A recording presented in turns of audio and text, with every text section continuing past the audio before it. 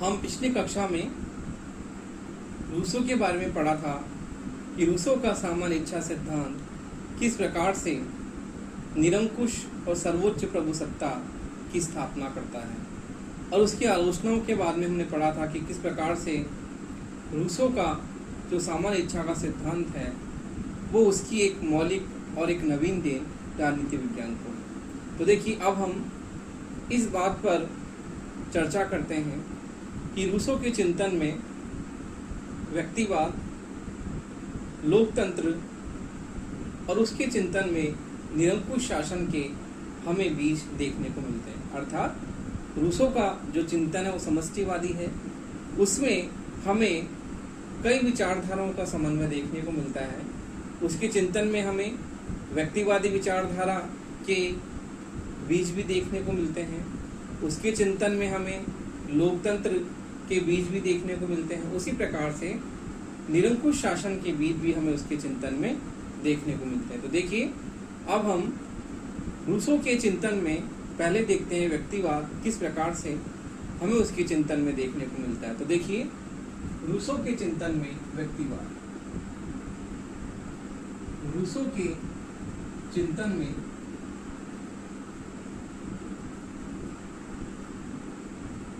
व्यक्तिवाद। देखिए, रूसो के चिंतन में हमें व्यक्तिवादी विचारधारा के बीज देखने को मिलते हैं कि रूसो एक व्यक्तिवादी विचारक है और व्यक्ति की वो क्या करता है, व्यक्ति के कल्याण की बात करता है। सामान्य इच्छा जन कल्याण पर आधारित है। जन कल्याण क्या है? व्यक्तियों के कल्याण का समूह। अर्थात जिसे उसने सामान्य हित कहा है उससे व्यक्ति का कल्याण भी तो शामिल है, और वह व्यक्ति के कल्याण पर ही सामान्य हित की अवधारणा को क्या करता है, आरोपित करता है। तो देखिए, रूसो के चिंतन में व्यक्ति जो है, व्यक्ति प्रमुख है और उसका कल्याण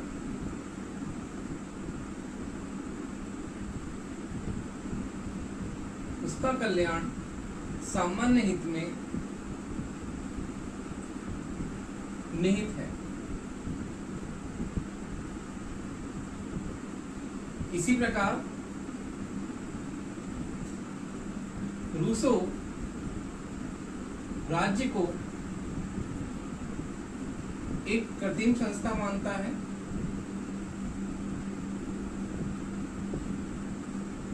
राज्य को एक कृत्रिम संस्था मानता है और यह कहता है कि राज्य एक कृत्रिम संस्था है, और कृत्रिम संस्था होने के कारण व्यक्ति राज्य में रहता है और राज्य में रहकर अपनी आवश्यकताओं की पूर्ति करता है। लेकिन ये कोई जरूरी नहीं है, राज्य के अलावा भी अनेक संस्थाएं हैं, उन अनेक संस्थाओं में वह अपना कल्याण करता है। तो इस प्रकार से रूसो व्यक्ति के लिए राज्य को आवश्यक नहीं मानता और ये कहता है कि व्यक्ति जो है वह अन्य संस्थाओं में रहकर भी अपना कल्याण कर सकता है और राज्य को एक कृत्रिम संस्था मानता है। तो इस प्रकार से रूसो के चिंतन में हमें व्यक्तिवादी तत्व देखने को मिलते हैं कि रूसो जो है वह व्यक्ति के कल्याण को सामान्य हित में निहित मानता है और व्यक्ति को क्या मानता है, प्रमुख मानता है, क्योंकि उसके चिंतन में हमें व्यक्ति अर्थात वो समझौते का दो स्वरूप मानता है, व्यक्तिगत और सामूहिक। व्यक्ति अपने व्यक्तिगत रूप से जो कुछ खो देता है, समाज का सदस्य होने के नाते उसे वापस सब कुछ मिल जाता है। जिन अधिकारों का वह त्याग करता है अपनी व्यक्तिगत हैसियत से, वही सामूहिक हैसियत के रूप में जब वो समाज का सदस्य बन जाता है उसे सब कुछ अपने आप प्राप्त हो जाता है, स्वतः ही प्राप्त हो जाता है जब वो समाज का सदस्य बनता है। तो इस प्रकार से रूसो अपने व्यक्तिगत रूप से जो व्यक्ति खोता है उसे सामूहिक हैसियत से वो प्राप्त कर लेता है। उसमें भी रूसो व्यक्ति के कल्याण की बात करता है और व्यक्ति के हित की बात करता है जो उसे सामान्य हित में शामिल मानता है। फिर राज्य को एक कृत्रिम संस्था मानता है और ये मानता है कि व्यक्ति अन्य संस्थाओं में रहकर भी क्या कर सकता है, अपना कल्याण कर सकता है। अगला देखिए, रूसो के चिंतन में हम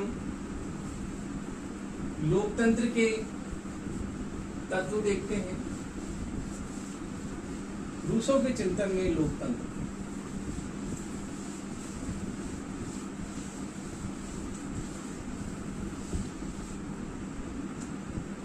रूसो के चिंतन में लोकतंत्र। देखिए, रूसो लोकप्रिय प्रभुसत्ता, लोकप्रिय प्रभुसत्ता के सिद्धांत का प्रतिपादन करता है। लोकप्रिय प्रभुसत्ता के सिद्धांत का प्रतिपादन करता है और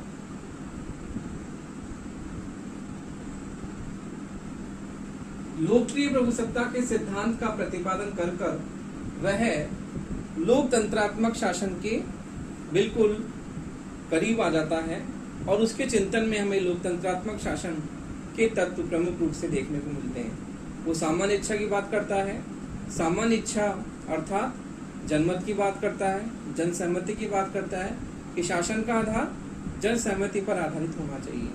तो इस प्रकार से रूसो के चिंतन में लोकप्रिय प्रभुसत्ता के सिद्धांत की बात करता है और वह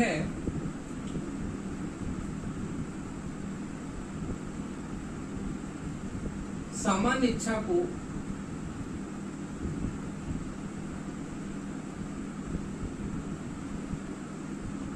सामान्य हित, सामान्य इच्छा को सामान्य हित से युक्त मानता है।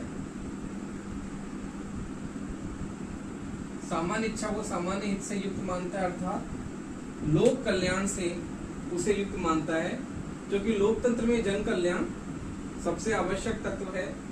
लोकतंत्र जन कल्याण पर आधारित है। लोक कल्याण के कार्य करने के कारण ही लोकतंत्रात्मक शासन प्रणाली को आज सर्वप्रमुख शासन प्रणालियों में हम गिनते हैं। तो इसलिए सामान्य इच्छा जो है सामान्य हित से युक्त है और लोकप्रिय प्रभुसत्ता के सिद्धांत का उसने समर्थन किया है।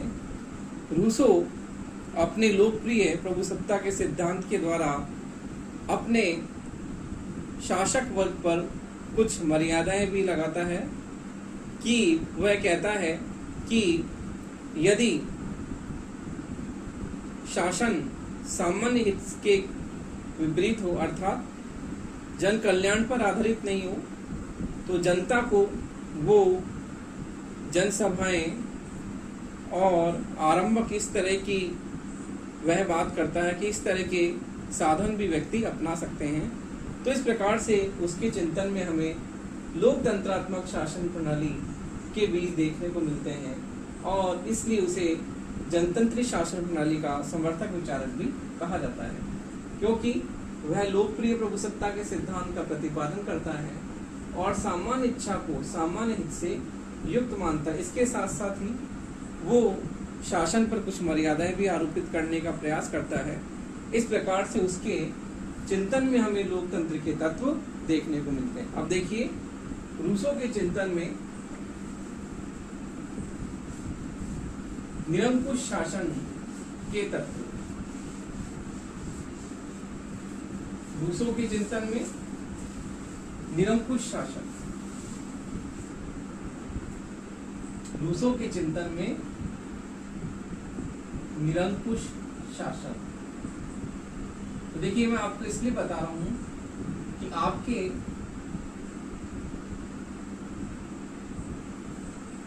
कंसेप्चुअल क्लियरिटी के लिए आपको रूसो के चिंतन में समष्टिवाद है उसे क्लियरिफाई करना बहुत जरूरी है, क्योंकि रूसो का समष्टिवादी जो उसका चिंतन है तो उसमें हम सभी विचारधाराओं का समेशन उसमें देखने को मिलते हैं। लोकतंत्र है, निरंकुश तंत्र है, व्यक्तिवाद है, समाजवाद है, तो ये सारी अवधारणाएं हमें उसके चिंतन में देखने को मिलती हैं। तो इसलिए मैंने आपको अवधारणात्मक स्पष्टीकरण के लिए थोड़ा थोड़ा समझाने का प्रयास किया है। तो अब देखते हैं हम रूसो के चिंतन में निरंकुश शासन। रूसो देखिए किस प्रकार से सामान्य इच्छा को सर्वोपरि मानता है, अविभाज्य, अदेव एवं अखंड मानता है कि सामान्य इच्छा क्या है, सर्वोच्च है और निरंकुश है। तो देखिए सामान्य इच्छा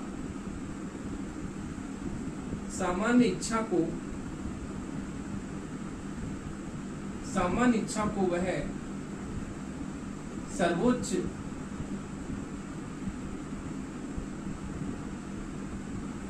सर्वोच्च निरंकुश एवं पूर्ण प्रभुता संपन्न मानता है।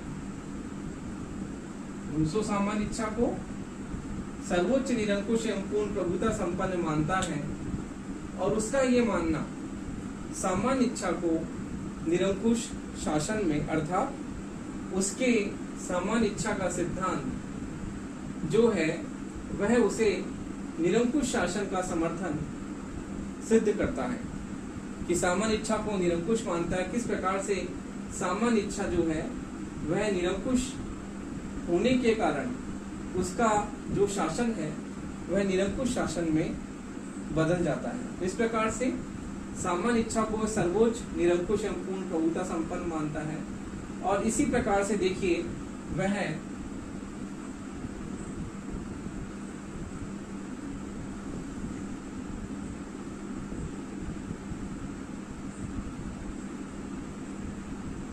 सामान्य इच्छा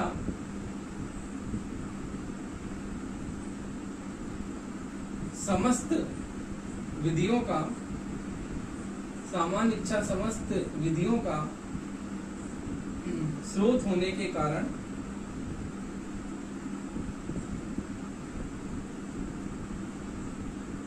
सभी व्यक्तियों पर क्या है, बाध्यकारी है। सामान्य इच्छा समस्त विधियों का स्रोत होने के कारण ये सभी व्यक्तियों पर क्या है, बाध्यकारी, अर्थात कोई व्यक्ति सामान्य इच्छा का आदेशों का पालन नहीं कर पाता तो उसको दंड की शक्ति के द्वारा दंडित किया जा सकता है। तो इस प्रकार से रूसो सामान्य इच्छा को समस्त विधियों का स्रोत होने के कारण उसे सभी व्यक्तियों पर बाध्यकारी मानता है और ये कहता है कि सामान्य इच्छा सर्वोच्च है, पूर्ण प्रभुता संपन्न है और निरंकुश है। इस प्रकार से वह निरंकुश शासन की बात करता है सामान्य इच्छा के द्वारा और सामान्य इच्छा को समस्त विधियों का स्रोत होने के कारण वो सभी व्यक्तियों पर उसे बाध्यकारी मानता है, अर्थात यदि कोई व्यक्ति सामान्य इच्छा के कानूनों का पालन नहीं करता तो उसे दंडित किया जा सकता है। इस प्रकार से सामान्य इच्छा सभी व्यक्तियों पर क्या है, बाध्यकारी है। तो इस प्रकार से देखिए रूसो का जो चिंतन है वह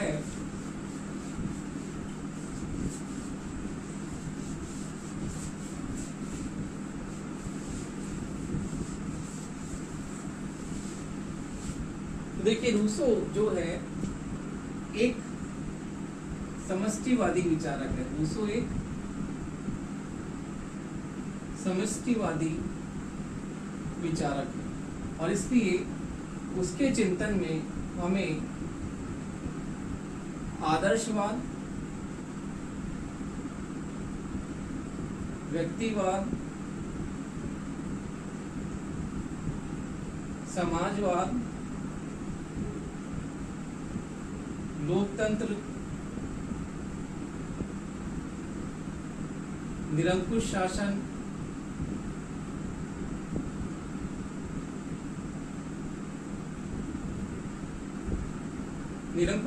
इन सब का मिला जुला रूप,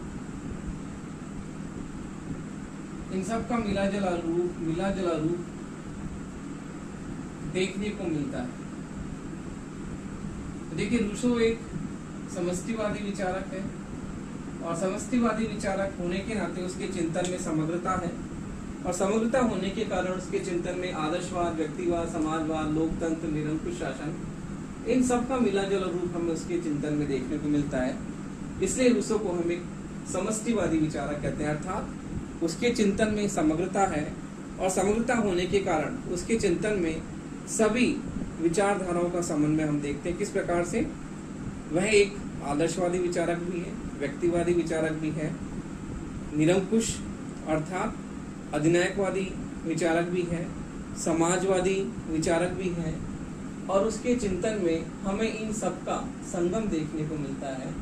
इसलिए रूसो को हम समष्टिवादी विचारक कहते हैं, अर्थात उसके चिंतन में हम इन सभी विचारधाराओं का हमें समन्वय देखने को मिलता है। इसलिए रूसो एक क्या है, समष्टिवादी विचारक है।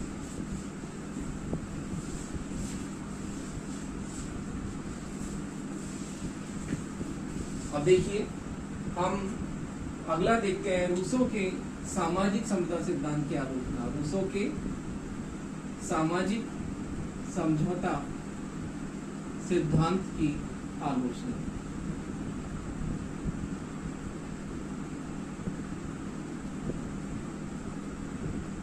सामाजिक सिद्धांत की आलोचना। देखिए पहला पॉइंट है, यह नितांत अस्पष्ट एवं अव्यावहारिक है।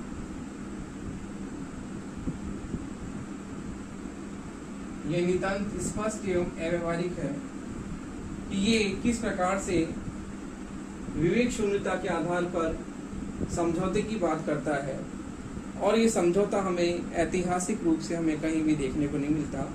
इतिहास में हमें इसके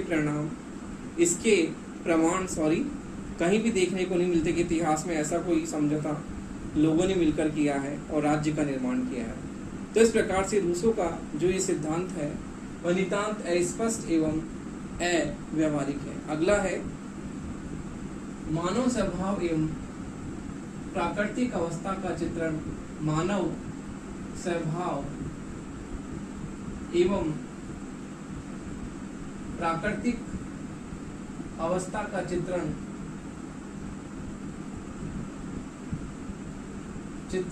काल्पनिक है। अर्थात किस प्रकार से मानव को वह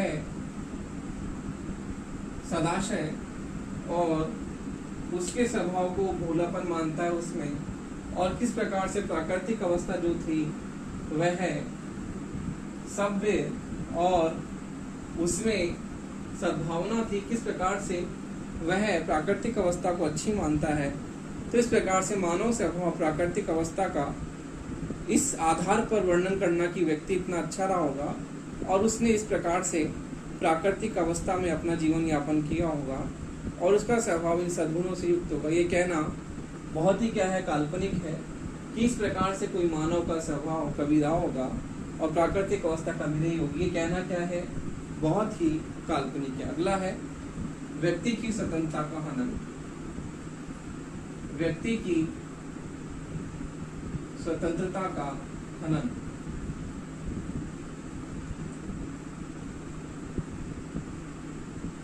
तो देखिए रूसो के चिंतन में हमें व्यक्ति की स्वतंत्रता की बात हम करते जरूर है कि रूसो ये कहता है कि व्यक्ति जो भी स्वतंत्रताएं अपने अधिकार व्यक्तिगत हैसियत से वह त्याग करता है, लेकिन सामूहिक हैसियत से उसे समाज का सदस्य होने के नाते सब कुछ मिल जाता है।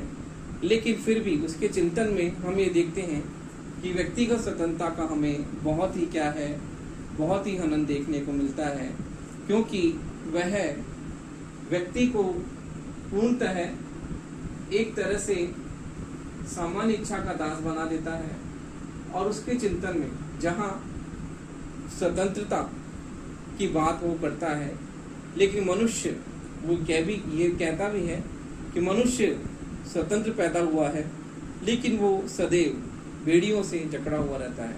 तो ये कहना बिल्कुल उसका युक्ति युक्त है, सही है। कि मनुष्य की स्वतंत्रता का हनन उसके चिंतन में हमें देखने को मिलता है कि वह उसे सामान्य इच्छा का दास बनाकर छोड़ देता है, और सामान्य इच्छा जो होती है वह उसकी व्यक्तिगत स्वतंत्रता को बिल्कुल खत्म कर देती है, क्योंकि व्यक्तिगत स्वतंत्रता सामान्य इच्छा सामान्य हित की बात करती है, जन कल्याण की बात करती है, जबकि व्यक्तिगत स्वतंत्रता जो होती है व्यक्ति की स्वयं की स्वतंत्रता होती है, और जिसमें वह सामान्य इच्छा का दास बनकर रह जाता है, और सामान्य इच्छा के नीचे व्यक्तिगत स्वतंत्रता पूरी तरह समाप्त हो जाती है। अगला है प्रतिनिधियात्मक शासन के संबंध में। अगला है प्रतिनिधियात्मक शासन के संबंध में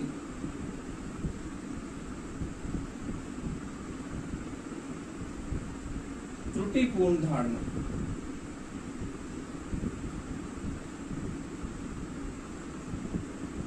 देखिए, रूसो का जो प्रतिनिधियात्मक शासन के संबंध में इसकी धारणा है, और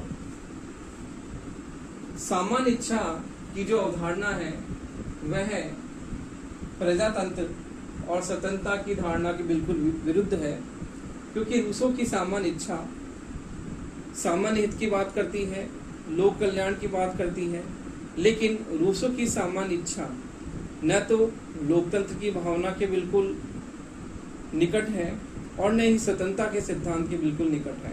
जबकि प्रतिनिधियात्मक शासन प्रणाली में, लोकतंत्रात्मक शासन प्रणाली में निर्वाचन का आधार जनसम्मति होती है, जनता अपने प्रतिनिधियों को चुनती है और चुनकर वो लोग सरकार बनाते हैं, तो इसमें व्यक्तिगत स्वतंत्रता शामिल होती है। जबकि रूसो के चिंतन में हमें ये देखने को नहीं मिलता कि उसके चिंतन में हमें प्रतिनिधियात्मक शासन का बिल्कुल उसके विपरीत देखने को मिलता है कि उसमें न तो स्वतंत्रता व्यक्ति को प्राप्त होती है, न उसमें जैसे कि स्थानीय स्वशासन और जो विकेंद्रीकरण है, लोक निर्णय, इस तरह का हमें कोई भी प्रावधान उसके इस सामान्य इच्छा के सिद्धांत में देखने को नहीं मिलता। तो इस प्रकार से रूसो का जो ये सिद्धांत है, सामाजिक समझौता सिद्धांत, इसमें प्रतिनिधियात्मक शासन के संबंध में बहुत ही गलत अवधारणा है, क्योंकि प्रतिनिधियात्मक शासन जो होता है वो लोकतांत्रिक शासन की अवधारणा ही है, और इसमें जन सहमति की बात होती है, व्यक्ति की स्वतंत्रता की बात की जाती है, और जो भी लोकतांत्रिक साधन है जैसे कि आरंभक है और उसके साथ साथ प्रत्यावाहन है, ये सब चीज़ें हमें रूसो के सामान्य इच्छा सिद्धांत में देखने को नहीं मिलती। इस प्रकार से हम ये कहते हैं कि रूसो का जो सामाजिक समझौता सिद्धांत है वह प्रतिनिधियात्मक शासन की बिल्कुल गलत अवधारणा है। अगला है कानून विषयक विचार एकांगी है। रूसो के कानून विषयक विचार क्या है? एकांगी। अर्थात रूसो जो ये बात करता है कि कानून सर्वव्यापक है और कानून का प्रभाव सभी पर है, जबकि रूसो के चिंतन में हम देखते हैं कि कानून की जो सर्वव्यापकता की बात करता है उसमें यह देखने को मिलता है कि उसके विचारों में इसके एक पक्ष को ही शामिल किया गया है, और यदि कानून सर्वव्यापक विषयों तक सीमित रहे तो बहुत से विषय जो आज कानून के नियमित हैं उनमें हम इन विचारों को हम शामिल नहीं करते हैं। इस प्रकार से रूसो के कानून विषयक विचार एकांगी है, एक पक्षी है। अगला है राज्य और समाज में। देखिए, अगला है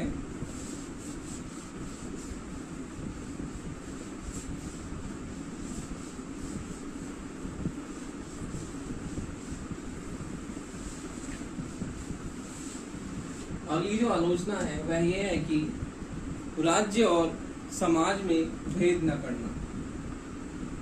राज्य और समाज में भेद न करना। देखिए, रूसो राज्य और समाज में भेद नहीं करता। वो ये मानता है कि जो सामाजिक समझौता सिद्धांत है वह राज्य और समाज में कोई भी भेद नहीं करता। इसके कारण से सामान्य इच्छा को ही व्यक्ति राज्य की इच्छा मान बैठता है। अर्थात वो ये कहता है कि सामाजिक समझौते से समाज की उत्पत्ति होती है और इस प्रकार समाज और राज्य को एक ही मान लेता है। इस प्रकार से समाज और राज्य में भेद नहीं करने के कारण व्यक्ति जो है वह सामान्य इच्छा को ही राज्य की इच्छा मानता है और उसका पालन करता है। इस प्रकार से राज्य और सरकार का भेद हमें उसके सिद्धांत में देखने को नहीं मिलता। और अब देखिए, सामाजिक समझौते और सामाजिक समझौता सिद्धांत, सामाजिक समझौता सिद्धांत और सामान्य इच्छा में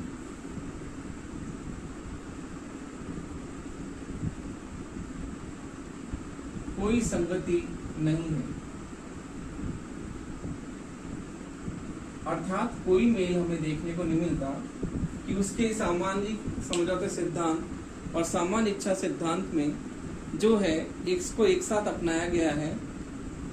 इसलिए दोनों धारणाओं में स्पष्ट हमें विरोध दिखाई देता है कि रूसो की सामान्य इच्छा सिद्धांत उसके सामाजिक समझौते सिद्धांत में हमें विरोधाभास देखने को मिलता है कि किस प्रकार से वह राज्य और समाज को मिला देता है, दोनों का स्पष्ट वर्गीकरण नहीं करता और इस प्रकार से उसके सामाजिक समझौते सिद्धांत में हमें इन दोनों धारणाओं में विरोध देखने को मिलता है और इनको एक साथ नहीं अपनाया जा सकता। इस प्रकार से सामाजिक समझौता और सामान्य इच्छा की धारणा तो दोनों को एक साथ रूसो का अपनाना ऐसा लगता है कि उसने बहुत ही असंगतिपूर्ण कार्य किया है। अगला है व्यावहारिक राजनीति और अन्य प्रभावों की उपेक्षा। व्यावहारिक राजनीति और अन्य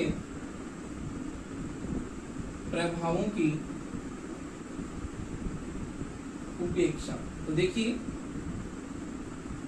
रूसो ने व्यावहारिक राजनीति और अन्य प्रभावों की बिल्कुल उपेक्षा की है।